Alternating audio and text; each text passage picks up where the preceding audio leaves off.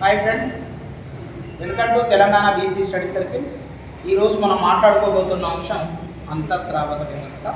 దీన్నే ఎండోక్రైనాలజీ అని పిలవడం జరుగుతుంది. మానవ శరీరం లోపల ఉండేటువంటి గ్రంథులను అంతఃస్రావిక గ్రంథులు అని పిలవడం జరుగుతుంది. వీటిని అంతఃస్రావిక గ్రంథులు అని పిలుస్తున్నాం. పీయూష గ్రంథి, పిట్యూటరీ గ్లాండ్, థైరాయిడ్ గ్లాండ్ అనగా అవటు గ్రంథి, పారాథైరాయిడ్ గ్లాండ్ అనగా పార్శ్వ అవటు గ్రంథి, అడ్రినల్ గ్లాండ్ అనగా అధివృక్క గ్రంథి.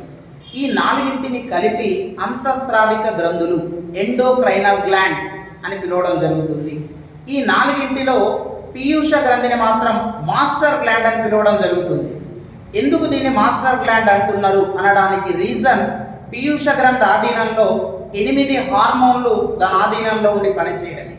ఆ 8 ఏమిటి అనగా growth hormone, prolactin, thyroid stimulating hormone, follicle stimulating hormone, luteinizing hormone, adrenocorticotrophic hormone, oxytocins, వాసోప్రెసిన్స్.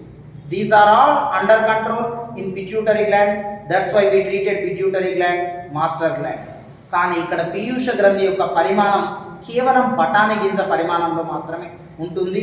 ఇది మెదడుకు దిగువ భాగాన హైపోథాలమస్కి ఒక కాడలా అంటిపెట్టుకుని ఉండే నిర్మాణం.